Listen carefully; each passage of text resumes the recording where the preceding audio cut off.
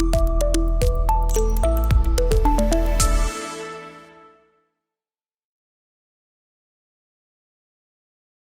afternoon, everyone, and welcome to Tech Talk Live. Today is Thursday, April 23rd, and it is 3 o'clock and time to get started. Before we jump into today's call agenda, as always, I'd like to welcome some new faces and names that I see. So some new names over here on the side. Do me a favor and let me know that you guys can hear me loud and clear. At the bottom of your screen, I'm going to go ahead and put up, there's a couple of ways that you can interact with us. Kim, Chuck, Buff, Catherine, you all know what to do. You can raise your hand at the bottom of the screen. I'm going to be asking you to do that to interact for yes or no questions throughout today. And at the same time, you can also ask both myself and our guest, Cassandra, who's going to be on in just a few minutes, questions throughout today's webinar. It's completely interactive. There's a Q&A button at the bottom of your screen. You can actually type on that or tap on the Q&A button and type questions that come through, both for myself and Cassandra. We'll be able to see those on our side on the screen and get to those either in the moment if it is related to what we're covering, or you might find that I'm holding those for some formal question and answer time that we have reserved towards the end, because we are going to be spending the next 30 minutes together exploring the latest ways that agents here in the North Florida region are leveraging technology. This is going to be recorded. I'll remind you of that throughout the rest of the webinar as well. And the recording's always posted within the next 24 hours on yourtechhub.com. So if you'd like to take a picture of that slide up on the screen now. And then we do this every single Thursday at 3 o'clock. You can register for all dates that are available at www.TeK, that's TeK, talk.live. Without further ado, we're going to get started with some quick tips inside of Command. So I have two that are isolating all around smart plans today, and it's going to go great with the topic that we're going to be discussing with Cassandra as she joins us in just a few minutes, discussing how Command has helped her grow her team. I'm going to switch screens here for a second, and I'm going to log into Command because we're going to cover how to create a custom smart plan. So do me a favor on your side of the screen. If you guys can see Command now, hit the raise your hand button. Awesome. Okay, so I'm seeing a lot of hands raised. There we go. So now that we're in Command, I want to take a look at smart plans. This is how we automate our communication with contacts. So over on the left-hand side of the screen, I'm going to click on the red KW logo in the upper left-hand corner, and then I'm going to go to our Smart Plans applet. Now, as this is loading, I want to preface two different things. On the recording for tomorrow, below this, there'll be timestamps telling you where everything happens throughout the video. You can use them to fast forward and rewind. In addition to that, you're going to see a couple of links for both downloadable objects and a link to answers.kw.com, step-by-step instructions for everything that I'm doing. That's the first tip that I threw up on the slide there in the beginning, because creating a custom smart plan, these articles and instructions are being updated by the Keller Williams University team every single time Command is making a new feature or deploying a new update. These are being updated in real time to match. So if you're wondering how you can create a custom smart plan and follow along with written instructions instead of this video, here's another option for you to learn how to complete this task. A lot of great detail in here. In Command, when we're on our Smart Plans applet, if you want to build a smart plan, a touch campaign to systematically communicate with contacts, to start that, in the upper right-hand corner, you're going to click on that Create button and assign the name, a smart plan, a unique name. So I might be calling this, for example, my social ad follow-up plan. And then I can hit apply. Now that it has a unique name, I can start actually building the smart plan. So over here on the left, I'm going to be manually adding contacts to this when I'm ready to start leveraging it. On the right, here are all of the steps that I can use to add and build this smart plan. One thing that I like to point out before we even start building in the different steps and components, because they all have unique ways that you can leverage and use them, is if I zoom in right here, you see tips and rules for building a smart plan. That little click here option is going to help define what those rules and tips are. Being able to create multiple tasks around the same day, what text messages look like from emails, delays, adding to smart plan, what due in and how that cannot exceed 14 days. These are great tips to use as you're thinking about what plans you can build and automate communication with customers. So if I was building a smart plan, for example, that started with a text message, I could click text message right here. And here on the left, here's day one of my smart plan, the very first step. I can start typing in all of the details of that text message. I might even have a smart plan that I've already created with text that you can copy and paste. So that way you can take all of your strategies that you're currently utilizing to communicate with customers. You can build in and build smart plans around them inside of Command. I'm going to click the question mark here as we keep going through. I can build in text messages. You can add in tasks. You can schedule in simple emails, both simple that you type in all of your text, and this will all be automated. Remembering to add in delays, phone calls, email steps, and linking other smart plans to it. So if you're wondering all of those details, create a custom smart plan. There's a lot of options that you can use to leverage and build these. After you're done building a smart plan, when you're ready to go back and add a contact to it, you're going to be back in the same smart plans area. So I'm in my smart plans applet, and to the far right of the smart plan that you've created, right there where it says Tech Talk, I'll be able to hit the add a contact option here. And this is where I'm going to choose what contacts do I want to add to this smart plan. I can either search by name, or I can click right here on tags and I can pull through any contacts that are related to a specific custom tag and how I've organized my database. So if I wanted to pull through everyone that lives in the Claremont area in my database, I can pull through those two contacts and decide that those are the two contacts that I want to add to this smart plan and press for the next option. The three options that you're going to have when you're adding contacts is whether you want to start the plan now, start the plan on a following date, or if you want to stagger start. So let's pretend you're adding 50 contacts to a quarterly call plan. That means you're going to be reminded to call 50 people every 90 days. You might want to stagger the amount of contacts that you're adding daily so that you have a manageable amount of calls that you're comfortable with.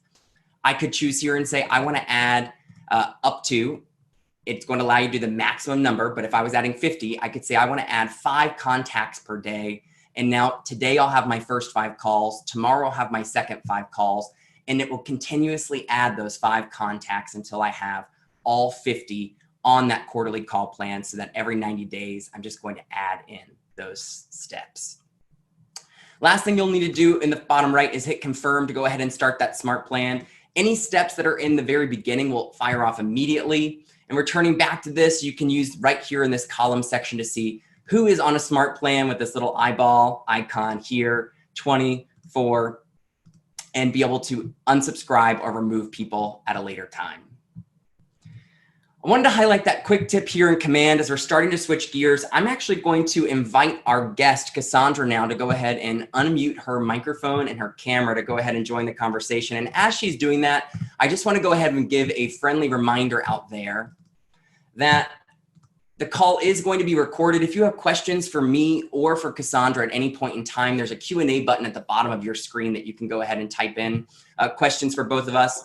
Cassandra, do I have you on the call? I'm here. Hey, how are you doing today? I'm great. How are you? Good. Thank you so much for joining us. So before we get started, why don't you tell us a little bit about yourself, where you're working, and what your team and business looks like? Just entered my 16th year in real estate with Keller Williams Realty. We're based out of the Lakeland Market Center. Currently 5 agents, including myself, and 3 admin, which compose our success team. So your success team for 3 admin, you have 5 agents, been with 16 years with Keller Williams. Is that correct? Yes. Awesome. And you know, it's funny when you have that level of experience with your business, your name came up when I started talking around technology. Chris McLaughlin, your operating principal, Damian, your team leader, Jordan, your market center administrator, all told me how much that you were loving Command. And I instantly knew that I needed to talk with you in this format so that we could share that. And I want to start off because when we're talking about Command, you can leverage a lot for your business through smart plans. We have 14 different applets. There's so many different features. If I could ask you to isolate one thing from Command that's grown your business the most, what would that be? Overall, I would say it's probably going to be the smart plans and the neighborhood nurture overall. But recently, what we've had great success with are the Facebook ads. So Facebook ads and smart plans for nurture. So those first two, just for everyone out there, we created a custom smart plan as a quick tip. But Cassandra, you're referring to two templated smart plans that Keller Williams created for us, right? The monthly neighborhood nurture. Why don't we talk about that one just a little bit? How are you using that monthly neighborhood nurture? So it goes out to everyone I have an address for. And so we do our care calls. Almost every time I talk to somebody, I'm in command while I'm talking to them, making sure that we have their address updated. After we close, we get their updated address. We apply their neighborhood and put them on the monthly neighborhood nurture. And it looks like we create every single month this amazing email for them. And it goes out to them. And I've had at least once a month, if not two people every month, reach back out to me. Hey, I've been receiving this. Are you familiar with this area? Or we've actually been thinking about selling, and we've really appreciated these updates that you send to us. And they're just sending out on their own. It's no extra work on your part, and they're reaching back out. Why do you think? Because emails and we hear about it like a monthly newsletter. So when we're sending this monthly neighborhood nurture smart plan, and then we talk about sending out a traditional newsletter, we know that this monthly neighborhood nurture is not a traditional newsletter. What do you think makes it so different? Why are consumers you finding out, reaching back out and saying, I find this piece valuable? I think it's relevant. I mean, it's got up-to-date information. If we were to mail something out, by the time it hits their mailbox, it's already outdated. This is real-time, interactive. They can explore it deeper if they're interested, and it's consistent, which that is a word that I say to my team all the time. Be consistent, be consistent. And so consistently, without me having to think about it, it goes out every month. And it's funny because I like to think of it as like inviting someone to a party. Everyone loves receiving an invitation to the party. And if I'm inviting you to a party that I know, Cassandra, we just know I'm inviting you to a pizza party because that just happens to be your favorite food. I don't know that for sure, but I'm just going to use that. Now, if I'm inviting you to that pizza party and you get an invitation, not everyone actually shows up to the party. And that's what I view that neighborhood nurture email. You're putting the power in them. You're inviting them into the party, and then they get to dive in a little bit deeper and explore the neighborhoods that are identified to them. Because when you put somebody on a neighborhood nurture, does every contact get updated on the same neighborhoods in your database? No, it's the neighborhood that I've applied to them. So I even have some out of state, out of country. I have some people in Canada even. And I apply these to their address. They have a vacation rental down here. So I apply it to that address so that they can monitor what's going on in this area when they're up there and may not have any idea on what the market's doing or what new listings have come up. And so it's really helpful, I think, for if you're not even living in the area to still stay informed on what's happening. So you're even expanding that outside of your service area. You're saying this buyer's interested in Canada, in California, in Virginia. Right. Yeah. Are you licensed in any of those states? Are you licensed in Canada? No. and yet you're delivering that information. So who do you think the first person they're going to reach out to on information when they are able to identify and raise their hand? I'm ready to transact. They contact me. We do that with sellers that move out of state. We get their new address, set them up on the neighborhood nurture on their new address, but I have no idea where they're at. Like, I've never been there, but they're getting information monthly on their new address. So yeah, when they're looking to sell, they contact me, and then I find, a great referral partner to help them. That is a great idea, and I just want to highlight that as an aha. That's a great action item to take away from this call. When you have a seller that's moving out of your service area, taking their new address, capturing it, adding their neighborhood of their new address, it could even be out of state, out of country, it could be in Canada like you just identified, and you're adding that to their contact card, and you're continuously being their realtor, providing that information to them, even when they've moved. So you can continue to capture on that relationship and referral opportunities in the future. Yeah, absolutely. I love that. Tell me a little bit about more the social ads. What have you been seeing in success in social advertisements? Because that was another one that you identified. I'm going to go to my screen real quick so that I can tell you what we've done. So if I go to our campaigns, I was David's really good. David's my listing manager who's really dove in and studied how to better run campaigns. We actually just started running videos yesterday, which was a challenge because they had to be downloaded in a compression. And, we're learning. So most everything has been a static picture, and we just started running videos. So we're comparing now how we're running the videos versus the pictures on the same property, the same metrics, to see which one is going to perform better. So it's like we talk on our team about how we're constantly beta testing and we're constantly improving, and we're running these ads. And so one ad in particular, I've got a bunch of examples, but just one in particular that we ran, and I'm pulling it up, it just takes a second, was on a house, and we've run them on $170,000 houses and $800,000 houses, and typically it's consistent across on our spend and the results that we get. So the price point doesn't necessarily seem to matter. But we were running one on one of my listings, and it was it hasn't ended yet. So it's been going for 7 days. We've had 283 clicks, but the important number is that we've had 50 registrations, and we've spent $22.49 for 50 buyers who have filled out their information. And I've been talking to my team, getting an idea. We have our 3-time-a-day Zoom call, and about 10% have inaccurate number or email.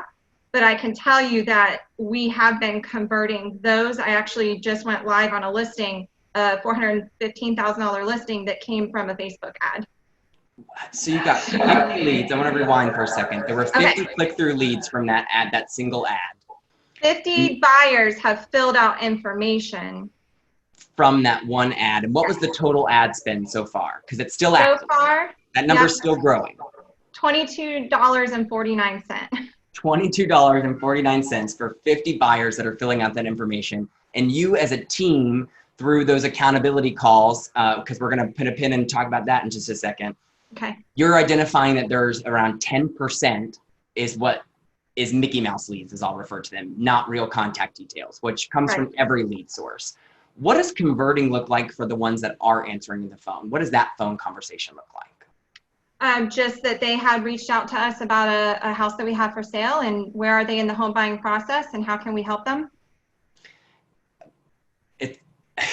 I love the way you answer that. It's just like, well, Donnie, it's this simple. This is what it is. How can we help them? They've been calling it the Adele script lately.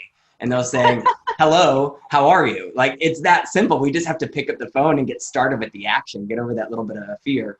And one thing that I want to share with everyone that's on the call today, with the recording, you have actually been very generous and shared with us your SmartPlan that you have created with your text message and your call messages in the scripts that you use for each interaction following up with those leads. So that's going to be available for everyone to download, and exactly why we started today's call with how to build a custom SmartPlan.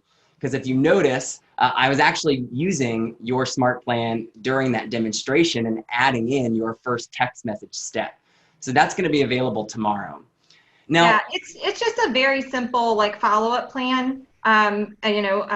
Done is better than perfect. So we just have something right now that we can apply, and we're constantly working on it. So feel free to change it however you feel is going to work for you.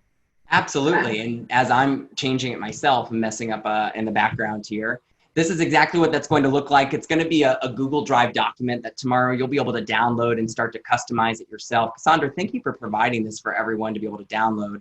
Before we switch to the questions, because we've got a lot of questions coming through, I want to talk about, you just mentioned 3 Zoom calls a day, because we're all operating a little bit differently right now. And when it comes to social advertisements and converting leads, I imagine that there has to be a certain level of accountability that goes. When you're investing money in building these leads, what happens on those 3 calls a day?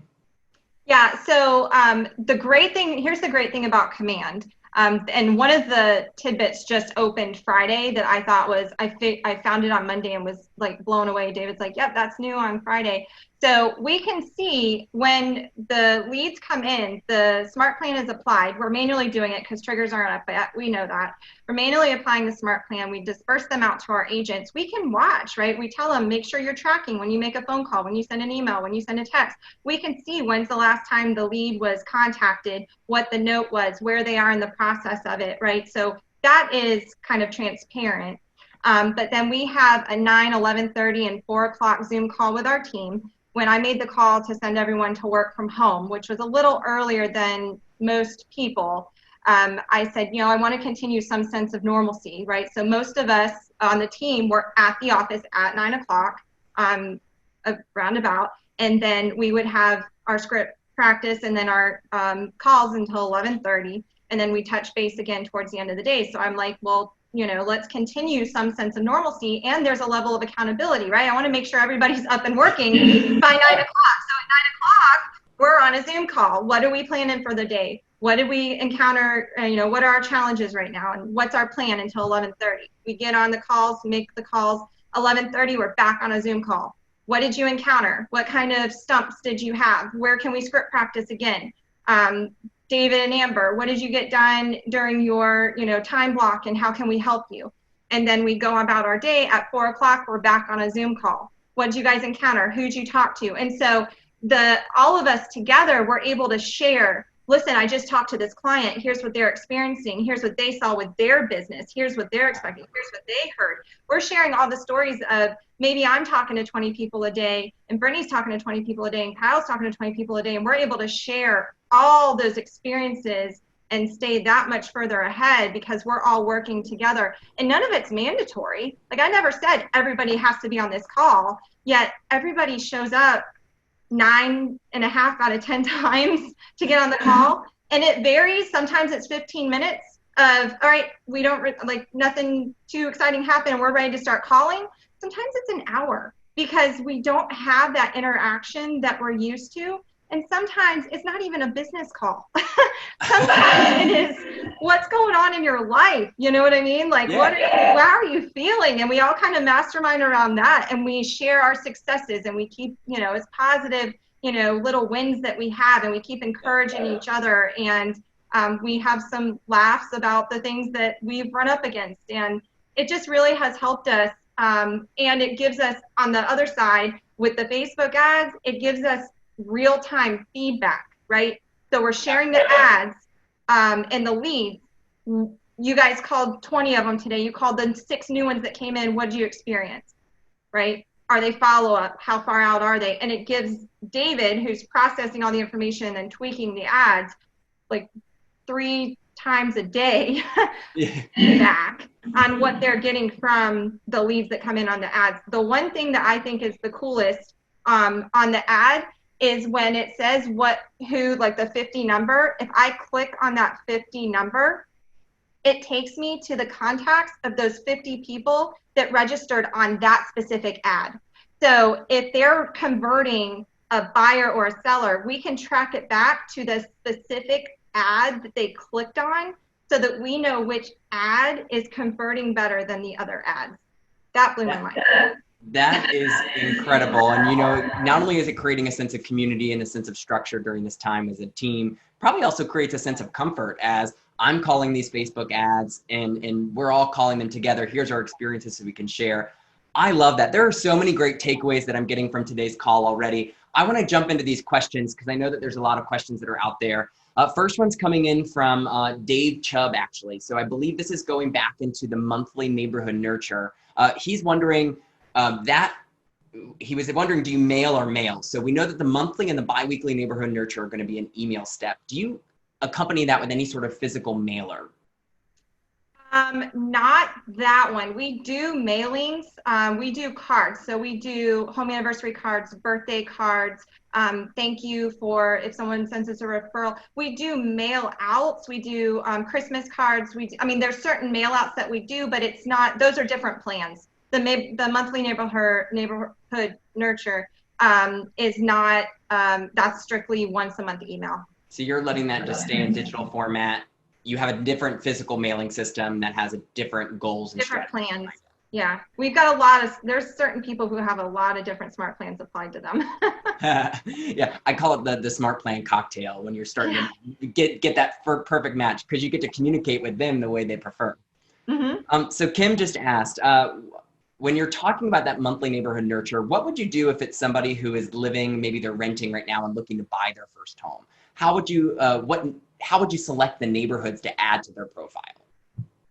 So we asked them, have they seen any neighborhoods that they're interested in and kind of match, or if they have kind of a price point or location, just pull a couple of the neighborhoods that fit that, right? Just to kind of give them an idea of what's happening in those neighborhoods. It doesn't have to be exact, the neighborhood that they're going to move into, but if you do a general 4 or 5, and if you've looked at it, the map's pretty large. It's not just one little neighborhood. It's encompassing typically a couple, and you can click around them. But if like price point or specific criteria they're looking for or location, you just pick a couple of them and get them sent out to them so that they can kind of keep tabs on just the general market of that area.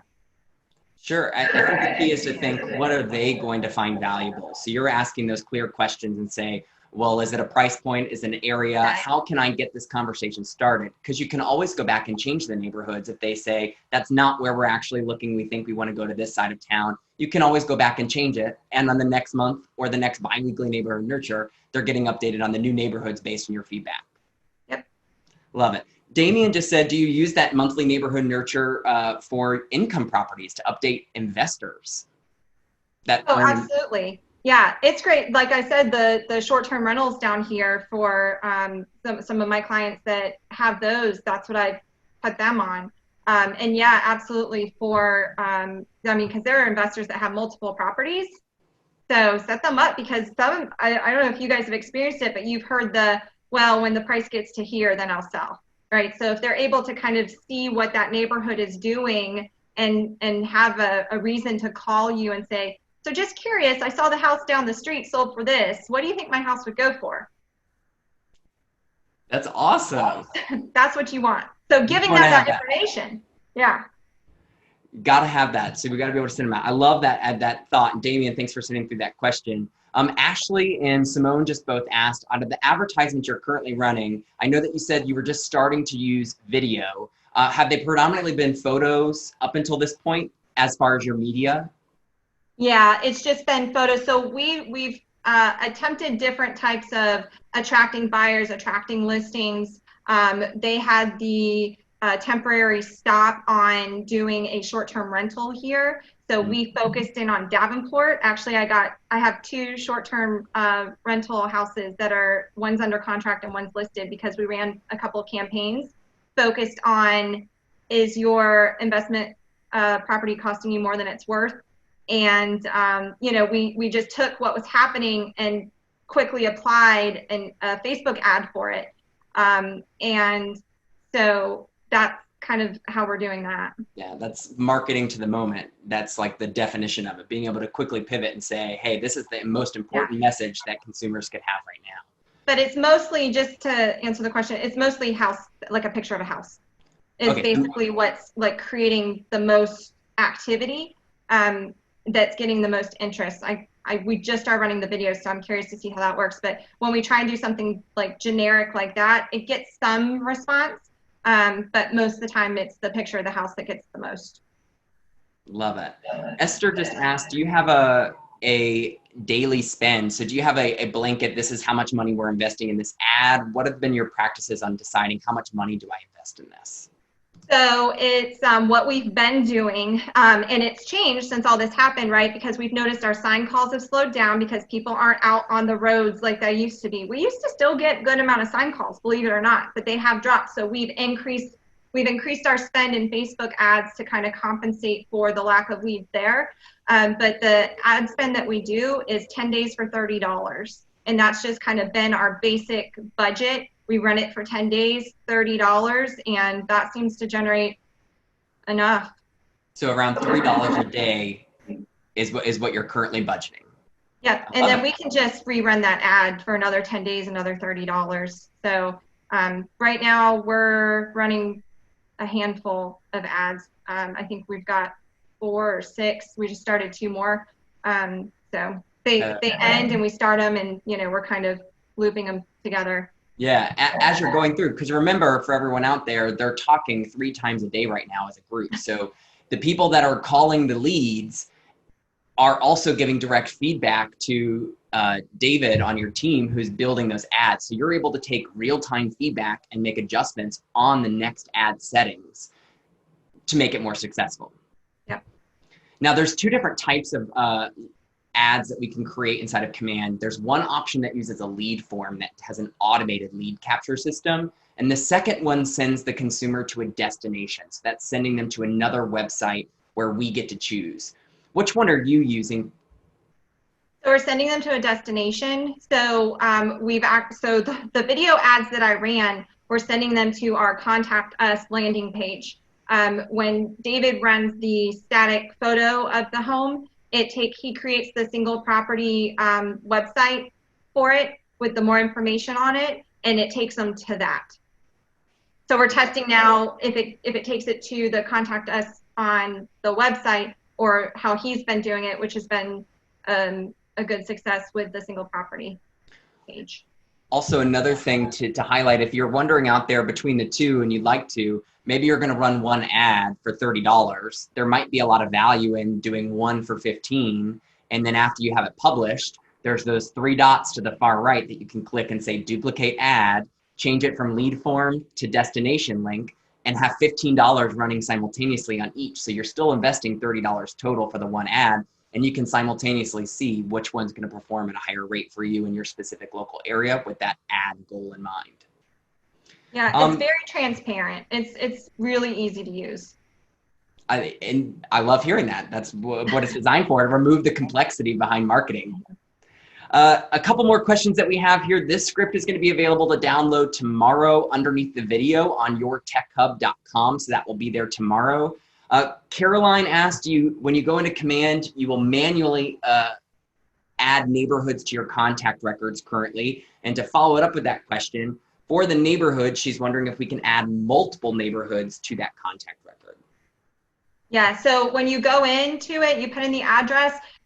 Sometimes the neighborhood's already there and sometimes it's not. So I just go and double check it, right? So I'll go in, make sure it's accurate, and then you can click around it, or you can zoom out on the map. So every once in a while, there'll be a rural house that doesn't necessarily have an area yet highlighted. So I'll find like the nearest one that's similar and like click around it and highlight maybe 3 or 4 different areas so that they're getting the snapshot of what's around them.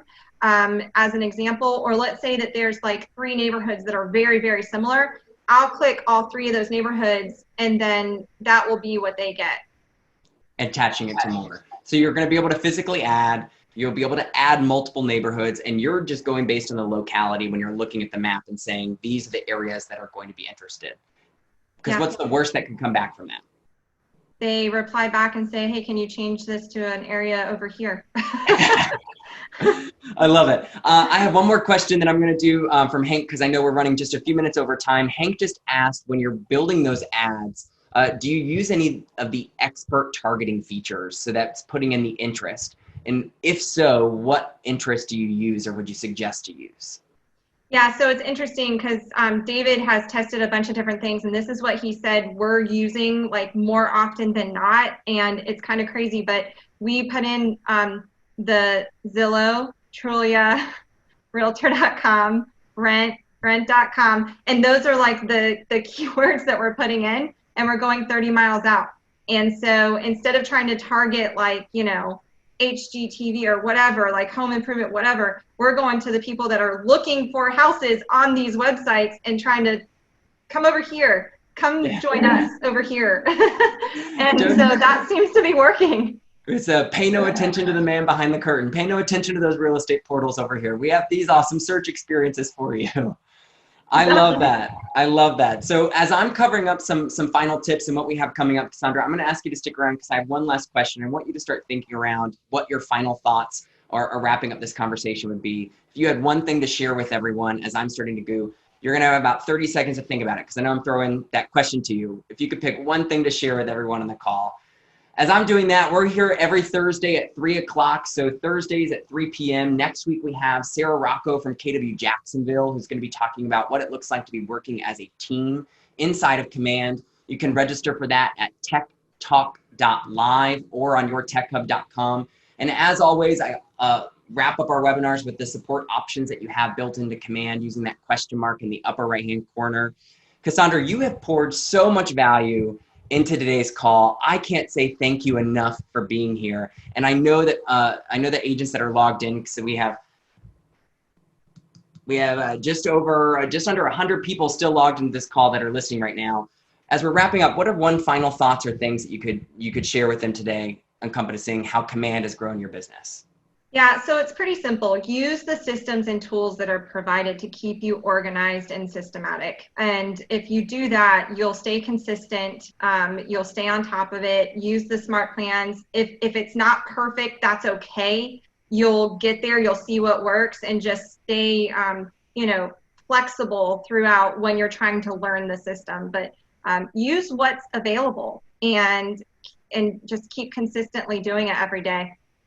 I love it. Use what's available. If it's not, we have to fail forward. If it's not perfect, it doesn't mean we don't get started. And it's going to be frustrating learning something new. So we just have to get started and it doesn't have to be using every component of Command, but identify what is going to bring your business the most value. And that might be different for everybody here on the call today. Cassandra, thank you again. For everyone out there, one last thing, a big round of applause. If you hit that raise your hand button, I call this a virtual round of applause for Cassandra here to show your thanks for her if you felt that today's call was valuable. I hope that you'll all choose to join us next week again here on April 30th and continuing through May every Thursday here at 3 o'clock. yourtechhub.com for the recording tomorrow with the timestamps below. Have an amazing and safe weekend. Thank you guys so much. And thank you again, Cassandra, for being here.